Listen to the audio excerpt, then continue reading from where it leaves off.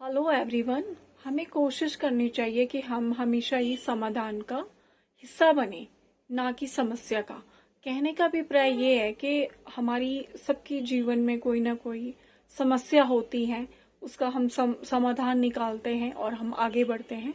जीवन में गलतियों से कुछ सीखते हैं और सक्सेस की ओर जाते हैं। कहने का अभिप्राय है कि इंसान को कोशिश करता रहना चाहिए और जो कोशिश करता है उसकी कभी हार नहीं होती है।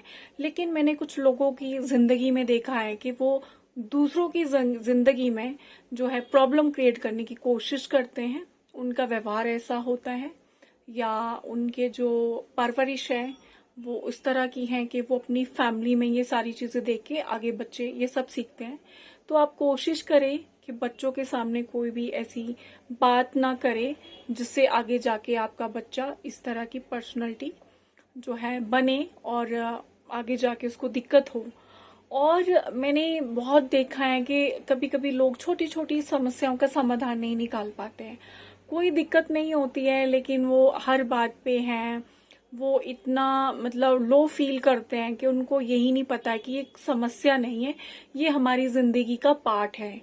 डेली जो काम में है, जो छोटी मोटी दिक्कत सबको आती है, लेकिन वो उससे मतलब है उनको पता ही नहीं है कि हाउ टू फेस।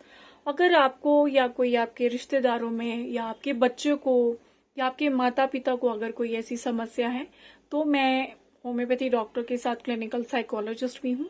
आप मेरे क्लिनिक डिवाइन होम्योपैथी कम काउंसलिंग सेंटर संजौली भी आ सकते हैं, क्योंकि जो हम काउंसलिंग में साइकोलॉजी में हम पेशेंट की जो है उसको केस एनालाइज करके स्टडी करके फिर हम उसको जो छोटी छोटी उसकी दिक्कत है उसका समाधान बताते हैं कि उसको समस्या से कैसे निपटारा करना है या ये जीवन का पार्ट है। क्योंकि मैंने बहुत लोग देखे हैं समस्या कुछ नहीं है, या वो दूसरों की खुशी में खुश ना होके उनके लिए कोई प्रॉब्लम क्रिएट करते हैं।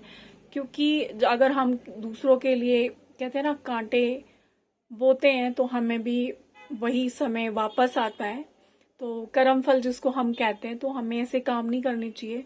अगर कोई आपके बच्चे में भी इस तरह का है, किसी में बदले लेने की भावना है, रिवेंज लेने का वो है कि उसने मेरे साथ बुरा किया मैं भी उसके साथ बुरा करूं, तो वो आगे जाके जो पर्सनालिटी डिसऑर्डर्स हैं, क्रिमिनल जो पर्सनालिटीज हैं, तो वो सारी चीजें आती हैं। या नशे की ओर भी वो बच्चे सहारा लेते हैं क्योंकि उनको पता नहीं हमें उससे कैसे कोप अप करना है। वो स्ट्रेस है या बात कुछ भी नहीं है बट फिर भी स्ट्रेस है, ओवर थिंकिंग है, उसे कैसे कोप अप करना है। तो आप मेरे क्लिनिक डिवाइन होम्योपैथी कम साइकोलॉजी काउंसलिंग सेंटर संजौली आ सकते हैं। Thank you very much. और एक बार फिर से कहूंगी कि हमेशा है पॉजिटिव रहिए, पॉजिटिव वातावरण में रहिए, ताकि आपकी जो सोच है वो पॉजिटिव रहे और आप अच्छे जीवन बिताएं।